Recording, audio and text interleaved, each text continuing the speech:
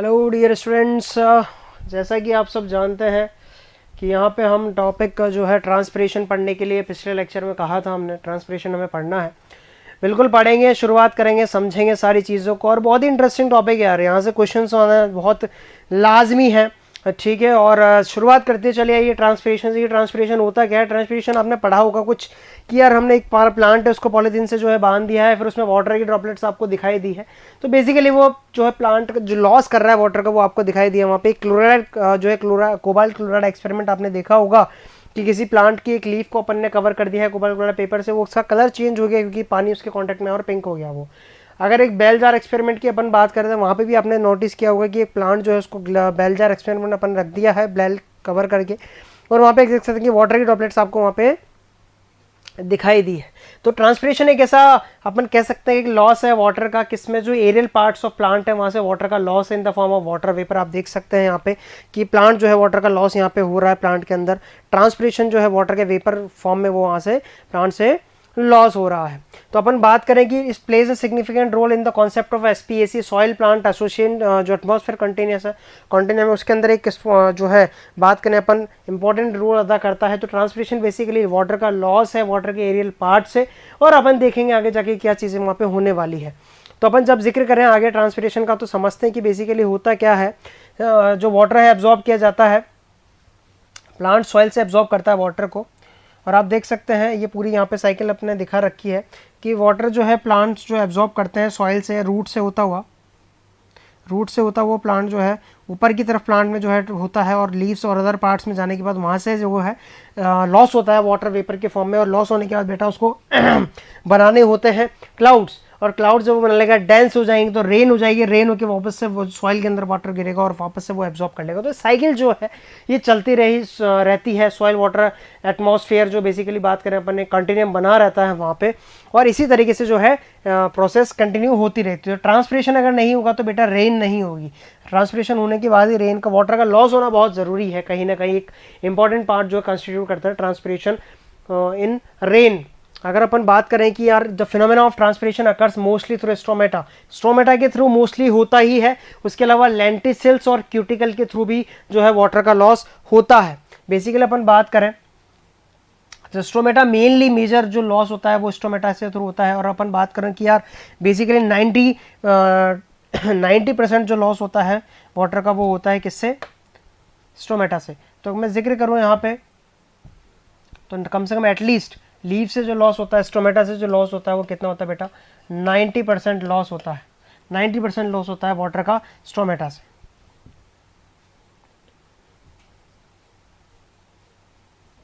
आगे अपन बात करें कि वो किसके थ्रू होता है, लेंटिसिल्स के भी थ्रू हो सकता है और क्यूटिकल के थ्रू भी हो सकता है। और लेंटिसिल्स और क्यूटिकल की मैं परसेंटेज की बात करूँ कि कितनी परसेंटेज में वाटर लॉस होता है यहाँ पे लेंटिसिल्स और क्यूटिकल के थ्रू, तो यहाँ पे देखें तो यहाँ पे जो क्यूटिकल है, क्यूटिकल जो है, क्यूटिकल का अगर मैं जिक्र करूँ तो एटलीस्ट 9% वाटर लॉस होता है किससे? क्यूटिकल से। और लेंटिसिल से अगर मैं बात करूँ तो 0.1% कहूँ, और 1% अगर मैं कहूँ तो कमी नहीं होगी। तो परसेंटेज पे डिवाइस बेस अपन ने किया हुआ है कि 90% जो है स्ट्रोमेटा से होगा, 9% जो है क्यूटिकल से होगा, और 1% 0.1% बेटा किससे होगा? वो होगा लेंटिसिल से। अगर अपन बात करें यहाँ पे जो है क्यूटिकल यहाँ पे लेयर होती है एपिडर्मिस के ऊपर। प्लांट एनाटॉमी के अंदर अपन ने देखा हुआ है कि प्लांट एनाटॉमी के अंदर अपन ने देखा था कि बेसिकली जो लेयर होती है क्यूटिकल की एपिडर्मिस के ऊपर होती है, वहीं से क्या होता है बेटा? वाटर का लॉस होता है। ये लेंटिसिल्स होते हैं जो कि सॉफ्ट पार्ट्स पे स्टेम पे जो है वहाँ पे होते हैं, और वहाँ से वाटर का लॉस होता है। आगे अपन देखें कि यार स्ट्रोमेटा जो है प्लांट्स के अंदर दो तरह के होते हैं। एक फोटो एक्टिव स्ट्रोमेटा होता है, एक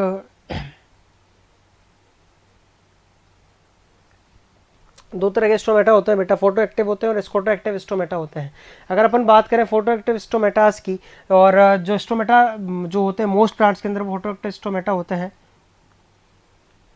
यहाँ पे कुछ टेक्निकल एरर आ गया है तो मैं आपको बता देता हूँ कि बेसिकली अगर हम बात करें दे open during the day and close during the night. Basically photo active stomata जो होते हैं मोस्ट प्लांट्स के अंदर वो डे के दिन ओपन होते हैं, डे के टाइम ओपन होते हैं और रात में क्लोज हो जाते हैं बेटा। और अगर बात करें अपन किसकी, अपन बात करें ये नॉर्मल स्टोमेटा डे के टाइम ओपन होते हैं और रात के टाइम क्लोज हो जाते हैं। आप देख ही सकते हैं यहाँ पे डे के टाइम ओपन है और रात के टाइम क्लोज हो रहे हैं। अगर अपन बात करें आगे बढ़े स्कोटोवेक्टिव स्टोमेटा की अगर अपन जिक्र करते हैं तो वहाँ पे अपन को देखने को मिलता है कि स्कोटोवेक्टिव स्टोमेटा जो है वो रात के वक्त ओपन होते हैं और दिन के वक्त जो है क्लोज होते हैं। स्कोटोवेक्टिव स्टोमेटा रात के वक्त क्लोज होते हैं, रात के वक्त ओपन होते हैं और दिन के वक्त क्लोज होते हैं। ये बेसिकली देखने को मिलते हैं जो डेजर्ट प्लांट्स हैं, जो बेसिकली बात करें कि अपन जीरोफाइट जो हैं वहाँ पे देखने को मिलते हैं स्कोटोवेक्टिव स्टोमेटा। डेजर्ट कैक्टस के अंदर ये आपको देखने को मिलेंगे, ब्रायोफिल्म के अंदर आपको ये देखने को मिलेंगे। Besides transpiration exchange of oxygen and carbon dioxide भी, ये भी किससे होता है? स्टोमेटा से होता है। अगर हम वाटर के एक्सचेंज के अलावा बात करें तो सिर्फ जो बात करें कि यहाँ पे कार्बन डाइऑक्साइड का एक्सचेंज ले लें या O2 CO2 का एक्सचेंज ले लें, वो भी किसके थ्रू होता है बेटा? वो भी होता है O2 CO2 का जो एक्सचेंज होता है वो भी किसके थ्रू होता है? CO2i, ठीक है, और O2 भी बाहर चलेगी, ये CO2i और CO2 आ रही, O2 जा रही, ये एक्सचेंज जो हो रहा है वो किसके थ्रू हो रहा है बेटा? स्टोमेटा के थ्रू ही हो रहा है। मतलब एक तरह से रेस्पिरेशन भी जो किसके थ्रू हो रहा है वो किसके थ्रू हो रहा है? स्टोमेटा के थ्रू हो रहा है। अगर मैं बात करूँ डॉर्सीवेंट्रल लीव्स के बारे में, डॉर्सीवेंट्रल लीव्स वो लीव्स है जो डाइकॉट लीव्स के नाम से जाने जाती है बेटा। डॉर्सीवेंट्रल लीव्स के अंदर जो स्टोमेटा है वो नीचे की तरफ, नीचे की सरफेस पे ज़्यादा होता है एज कम्पेयर टू ऊपर की सरफेस के। और जो बात करूँ कि मैं यार मोनोकोट लीव है उनमें तो इक्वल डिस्ट्रीब्यूशन होता है किसका? स्टोमेटास का। तो यहाँ पे ये चीज़ देखी गई कि भाई जो स्टोमेटा है डाइकॉट लीव्स में वो नीचे की सरफेस पे ज़्यादा है और ऊपर की सरफेस पे कम है। और जो बात करें अपन किसकी, जो दूसरे स्टोमेटा से दूसरी लीव्स जो है मोनो जो कॉट्स की लीव्स हैं उसमें दोनों जो सरफेसेस है वहाँ पे स्टोमेटा का जो डिस्ट्रीब्यूशन है वो इक्वल होता है।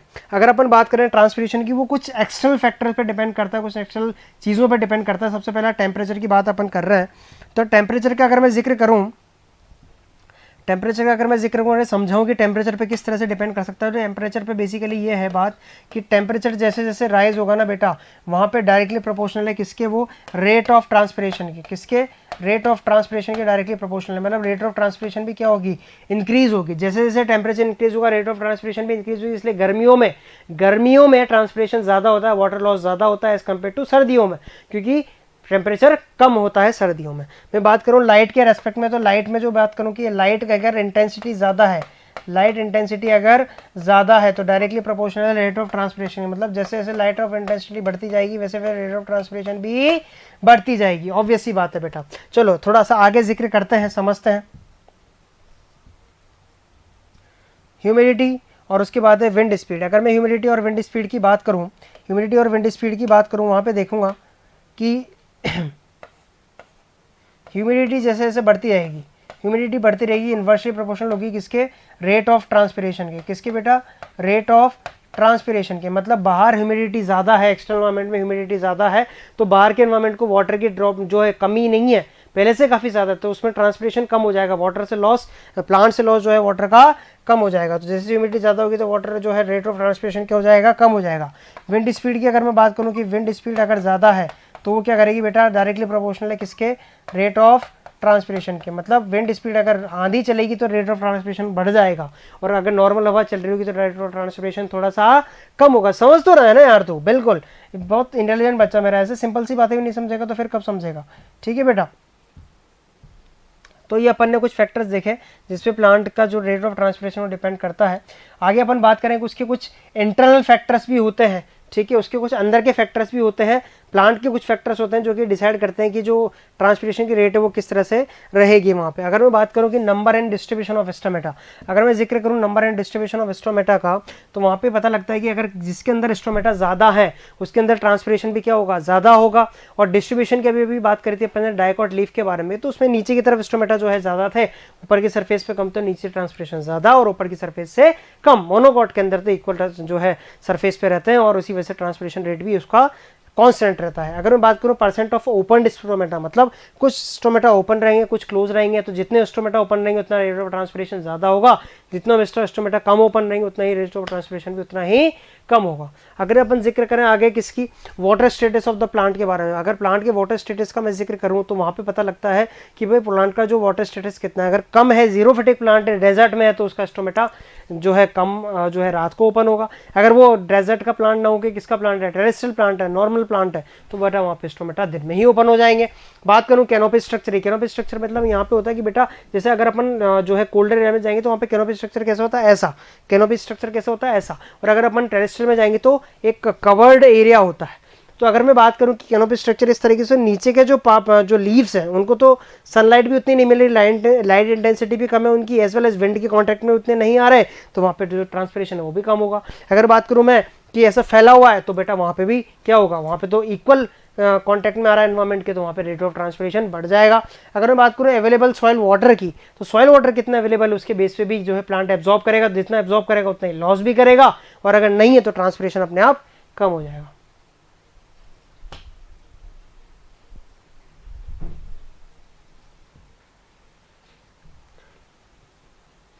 रूट और शूट रेशियो की बात करें तो रूट और शूट रेशियो यहाँ पे जितना होगा उस हिसाब से ट्रांसपिरेशन वहाँ पे होता रहेगा। अपन प्रोसेस की बात करते हैं opening and closing of stomata की, तो कुछ चेंजेस होते हैं किसके अंदर, जो सेल्स होती हैं उनके अंदर कुछ चेंजेस होते हैं। कौन सी सेल्स के अंदर, गार्ड सेल्स के अंदर अगर कुछ चेंजेस होते हैं तभी ओपनिंग एंड क्लोजिंग होती है स्टोमेटा की। तो वो क्या चेंजेस होंगे वो देखते हैं कि गार्ड सेल की जब टर्जिडिटी बढ़ती है ना बेटा, वाटर मूव करता है गार्ड सेल के अंदर, जब वाटर मूव करेगा गार्ड सेल के अंदर, गार्ड सेल फूल जाएंगे तो बेटा ओपन हो जाएंगे, और जब वाटर लॉस हो जाएगा गार्ड सेल्स के अंदर से तो बेटा कैसे हो जाएंगे, वो क्लोज हो जाएंगे। ये गार्ड सेल्स हैं, इनके अंदर की वॉल थिक है, बाहर की वॉल थिन है। जैसे वाटर एब्जॉर्ब हुआ गार्ड सेल्स टर्जिड हुए तो ओपन हो गए, जैसे वाटर लॉस करेंगे तो निमट जाएंगे। बिल्कुल ये हुई बात बेटा। चलो आगे बढ़ते हैं। The inner wall of each guard cell towards the pore or stomatal epithelium thick and elastic, वो आपको बता चुका मैं सारी बातें कि अंदर की तरफ इलास्टिक है, बाहर की तरफ वो थिन है। व्हेन टर्जिडिटी इंक्रीज होती है तो बाहर की तरफ जो है टर्जिडिटी इंक्रीज हुई, गार्ड सेल ओपन हो गई, स्टोमेटा ओपन हो गए तो क्रिस्चियन शेप हो जाता है। ओपनिंग एंड क्लोजिंग में जो स्टोमेटा है वो कुछ और फैक्टर्स पे डिपेंड करती है। जैसे कि बात करूँ यहाँ पे लाइंस आपको दिख रही होंगी, इसको बोलते हैं अपन सेलुलोजिक फाइबर्स, कैलॉस फाइबर्स इनको बोलते हैं बेटा। रेडियल फाइबर्स होते हैं ये, रेडियल ऐसे खींचते हैं ये, जैसे चलेंगे तो ऐसे खींचेंगे तो बीच का एरिया ओपन हो जाएगा, छोड़ देंगे तो बीच का एरिया क्लोज हो जाएगा। तो इनका भी एक जो है बात करें अपन सेलुलोज माइक्रोफाइबर्स का एक एसेसरी रोल है on the closing and opening of stomata. अगर अपन गार्ड सेल्स की बात करें, गार्ड सेल्स जैसे जैसे टर्जिडिटी लूज करती जाती है तो क्लोज हो जाती है, टर्जिडिटी अपनाएंगे तो ओपन हो जाएंगी, इस तरह से ओपन हो जाएंगी। लेविट प्रपोज्ड के प्लस पंप थ्योरी लेविट ने दी थी बेटा, और उस थ्योरी के अकॉर्डिंग बेटा फोटो एक्टिव स्टोमेटा के अंदर दी थी वो, मतलब जो टेरेस्ट्रियल प्लांट्स में जो दिन में स्टोमेटा ओपन होते हैं उनके अंदर के लिए थ्योरी दी थी फोटो एक्टिव स्टोमेटा के लिए। इस थ्योरी के अकॉर्डिंग जो है के प्लस का एक्युमुलेशन हो जाता है किसके अंदर, गार्ड सेल्स के अंदर। जैसे जैसे गार्ड सेल्स के अंदर के प्लस का एक्युमुलेशन होने लगेगा तो बेटा सॉल्यूट, के प्लस का एक सॉल्यूट है, सॉल्यूट की कॉन्सेंट्रेशन गार्ड सेल्स के अंदर बढ़ेगी तो उसके अंदर सॉल्वेंट की कॉन्सेंट्रेशन कम हो जाएगी। तो इस वजह से क्या होगा कि बाहर जो सब्सिडरी सेल्स हैं उसमें से वाटर निकल के किसके अंदर आ जाएगा, गार्ड सेल के अंदर। तो गार्ड सेल के अंदर जैसे वाटर आएगा टर्जिडिटी उसकी बढ़ जाएगी, टर्जिडिटी बढ़ते क्या हो जाएगा बेटा, अभी बताया था कि सेल स्वेलअप हो जाएंगे तो ओपन हो जाएंगे तो स्टोमेटा ओपन जाए। ठीक है, उसके बाद अपन बात करें किसकी, कि accumulation of K plus ions into the guard cells is associated with the passive influx of Cl minus ions thereby. अब जैसे पैसिव इन्फ्लक्स होगा Cl माइनस आयंस का, उसकी वजह से क्या होगा बेटा, water potential of the guard cells क्या होगा बेटा, डिक्रीज हो जाएगा। वाटर पोटेंशियल डिक्रीज होगा तो बाहर से वाटर निकल के इसके अंदर आ जाएगा गार्ड सेल्स के अंदर, और गार्ड सेल्स के अंदर वाटर आ जाएगा तो वो क्या हो जाएंगे बेटा, ओपन हो जाएंगे। इस तरह से वो ओपन हो जाएंगे। C प्लस Cl माइनस और K प्लस अंदर जाएंगे, S प्लस बाहर आ जाएगा तो क्या हो जाएगा, टर्जिडिटी बढ़ जाएगी, वाटर वहाँ पे डिमांड बढ़ जाएगी, टर्जिडिटी बढ़ जाएगी। तो अब नाइट में क्या हो रहा होगा, नाइट के अंदर के प्लस और Cl माइनस बाहर आ गए, H प्लस अंदर चला गया, के प्लस Cl माइनस बाहर आ गए तो बाहर की टर्जिडिटी बढ़ गई और अंदर की टर्जिडिटी कम हो गई, तो वाटर लॉस, वाटर जो है अंदर से निकल के बाहर आ जाएगा, और जैसे बाहर आएगा तो बेटा क्या हो जाएगा, प्लाज्मोलाइसिस हो जाएगा। तो क्या हो जाएगा बेटा, वो स्टोमेटा क्लोज हो जाएगा। यही पूरा प्रोसेस होता है किसका, स्टोमेटा क्लोजिंग का और ओपनिंग का। अगर मैं बात करूं कि कुछ एंटी ट्रांसपेरेंट की, मतलब अगर मैं चाहता हूं कि किसी वाटर का ट्रांसपेरेंट कम हो जाए किसी प्लांट से, तो वहां पे मैं एक एंटी ट्रांसपेरेंट यूज करूंगा जिसका नाम है बेटा ABA, नेचुरल एंटी ट्रांसपेरेंट है, एब्सिसिक एसिड। और जैसे ABA वहां पे एक्ट करेगा तो बेटा वो जो क्लोजिंग है स्टोमेटा की वो हो जाएगी, ट्रांसपिरेशन नहीं होगा वहां पे, और इसी वजह से बेटा स्टोमेटा क्लोज हो जाएंगे, और क्लोज हो जाएंगे तो बेटा वहाँ पे ट्रांसपिरेशन की जो रेट है वो भी कम हो जाएगी। ट्रांसपिरेशन एंड फोटोसिंथेसिस एक कॉम्प्रोमाइज, एक हेडिंग है, एक टॉपिक है छोटा सा NCERT में, कि ट्रांसपिरेशन और फोटोसिंथेसिस एक कॉम्प्रोमाइज, मतलब भाई ऐसा है कि स्टोमेटा ओपन होंगे तो ट्रांसपिरेशन भी होगा, स्टोमेटा ओपन होंगे तो गैसेस एक्सचेंज भी होगा। पर कई बार ऐसा होता है कि हमें वाटर का लॉस तो कम करना है, वाटर का लॉस कम करने के लिए अपन को क्या करना पड़ेगा, सर स्टोमेटा क्लोज कर दो। तुम तो सिंपल सा आंसर दो कि स्टोमेटा क्लोज कर दो, पर बेटा स्टोमेटा क्लोज कर देंगे तो फोटोसिंथेसिस कैसे होगा मेरे लाल, समझ रहा है ना, क्योंकि फोटोसिंथेसिस के लिए गैसेस एक्सचेंज होना बहुत जरूरी है, और गैसेस एक्सचेंज होगा तभी फोटोसिंथेसिस होगा, और इधर फोटोसिंथेसिस होने के लिए, गैसेस एक्सचेंज करने के लिए जैसे स्टोमेटा ओपन करेंगे तो ट्रांसपिरेशन होने के भी चांसेस बढ़ जाएंगे यार। तो इसी वजह से ये प्रॉब्लम की वजह से यहाँ पे एक टॉपिक दिया गया है कि अगर transpiration is more than one process, transpiration के तो बहुत ज़्यादा पर्पसेस, जैसे कि it creates transpiration pull for absorption and transportation in water. अभी देखेंगे आगे के टॉपिक्स में कि ट्रांसपिरेशन जैसे जैसे होता रहता है एक पुल क्रिएट करता है वो ऊपर की तरफ, और इसी वजह से जो है वाटर मूव ऊपर की तरफ करता है। It supplies water for photosynthesis, water supply करता है फोटोसिंथेसिस के लिए। आप देख सकते हैं यहाँ पे फोटोसिंथेसिस के लिए फोटो जो है वाटर सप्लाई करता है, और लाइट एनर्जी यहाँ पे ऑक्सीजन की वजह से फोटोसिंथेसिस और लाइट एनर्जी वहाँ पे होती है। अगर मैं बात करूँ कि transport minerals from the soil to all parts of the plant, transport करता है मिनरल्स को। It cools leaf surfaces, cool करता है लीफ सर्फेस को, ऊपर पसीना आता है तो अपनी जैसे स्किन भी कूल होती है वैसे लीफ सर्फेस भी कूल होती है। तो ये बहुत सारे फायदे हैं किसके, ट्रांसपिरेशन के। और उसके बाद भी हम कहें कि हमें स्टोमेटा क्लोज करने पड़ेंगे सिर्फ एक फोटोसिंथेसिस की वजह से, तो बेटा ये लाजमी नहीं होगा। Maintains the shape and structure of plants by keeping cells turgid, cells turgid रहेंगे तो होता रहेगा। And actively photosynthesising plant as an insatiable need for water, उसके लिए बहुत नीड होती है वाटर की, इनसेटिस्फाइड नीड होती है। Photosynthesis in limited by available water which can be swiftly depleted by transpiration. अगर ट्रांसपिरेशन नहीं होगा तो फोटोसिंथेसिस भी ढंग से नहीं हो पाएगा। The humidity of rain forest is large due to this vast cycling of water. The humidity rain forest की बहुत लार्ज, कंटिन्यू बारिश होती रहती है, बारिश होती रहती है, बहुत बाहर की तरफ एनवायरमेंट में जो है ह्यूमिडिटी ज़्यादा होती रहती है, फिर बारिश होती रहती है, ह्यूमिडिटी ज़्यादा होती रहती है, और वहाँ पे ट्रांसपिरेशन उतना ही कम होता है। ठीक है, अगर अपन बात करें आगे की, the evolution of the C4 photosynthetic system. अब C4 C3 की अगर हम बात कर रहे हैं तो वहाँ पे ये चीज़ समझ में आ रही है कि भैया C4 प्लांट जो है ना उनके अंदर क्या है, ट्रांसपिरेशन लॉस कम है और फोटोसिंथेसिस ज़्यादा है। और बात करें अपन C3 प्लांट्स के अंदर, C3 प्लांट्स वो है जिनके अंदर पहला कार्बन कंपाउंड फोटोसिंथेसिस के दौरान 3 कार्बन का बनता है। तो बेसिकली ये देखेंगे अपन फोटोसिंथेसिस जब देखेंगे ना वहाँ पे टॉपिक्स बिल्कुल समझ में आ जाएगा। तो C4 प्लांट्स बेसिकली बात करते हैं, पॉइंट करते हैं, फोकस करते हैं वो किस पे कि ट्रांसपिरेशन कम से कम किया जाए और उसके बदले फोटोसिंथेसिस ज़्यादा से ज़्यादा किया जाए।